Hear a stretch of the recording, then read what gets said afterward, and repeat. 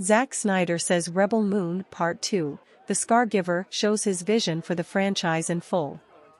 The second installment of the sci-fi adventure picks up from where Rebel Moon Part 1, A Child of Fire, released 4 months ago in December 2023, left off.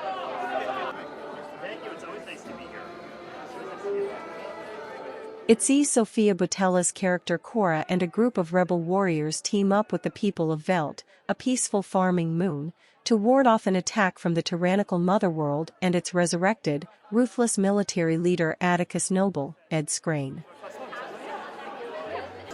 Well, I mean, I always knew that this was going to be like half a movie, and so, our whole idea was to get the movies out right next to each other so people could have the complete experience, and I think that's what we're really hoping for with this, is that people get a chance to see the entire thing, and that'll be, And should be viewed that way, because that's how it was conceived.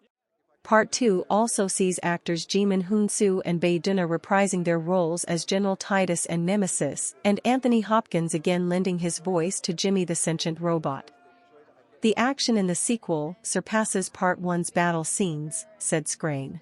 I suppose the thing for us is that when we shot this as one piece. It's a 173-page script, which is unprecedented. It needed to be separated in 2 parts, but really what you're seeing here is the accumulation of the build-up of the first part. So yes, we gave some backstories in the first part. Yes, we had some exposition, and yes, we had some action.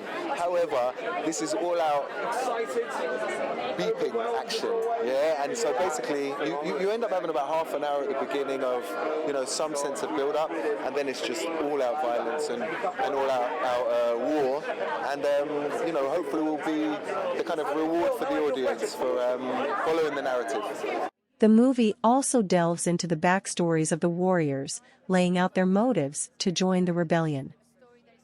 Well, it's going to be just a lot more action, and you get to go deeper with the characters and find out more about their past and what drew them to fight for this cause. And basically, everybody's finding community and is together fighting against the Motherworld, basically. Getting to explore the characters' backgrounds and feelings was refreshing, said Stas Nair, who plays Rebel Tarak, a prince turned blacksmith.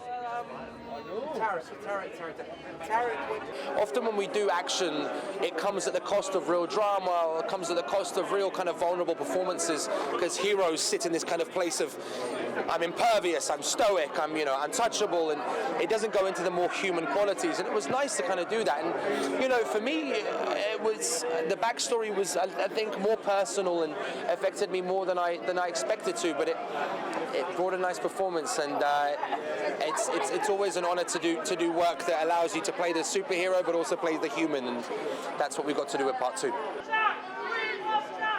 Snyder, known for films such as Watchmen, 300, Justice League and Man of Steel, directed, co-wrote and produced the film, as well as working as its cinematographer. The 58-year-old filmmaker has spent decades creating and planning the Rebel Moon franchise. Director's cuts of the 2 movies are expected in August, Snyder said, adding he and writers Shay Hatton and Kurt Johnstad had also continued developing the story. It's been 4 movies, so it's a little tiring, he said, with his wife, producer Deborah Snyder adding, it's a little insane at the same time. Well, I mean, yes, we have certainly had to get all the stories together for as the story continues. So that was really has been a real big adventure for Shay and Kurt and I.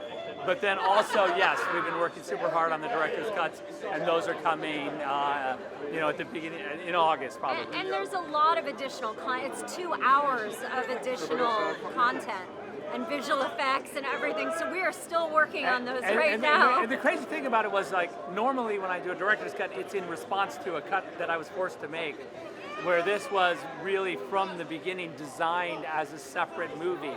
And so we shot a whole bunch of additional stuff, and it was really fun to just actually make another movie. So it's been 4 movies, so it's a little It's also tiring. a little insane at the same time.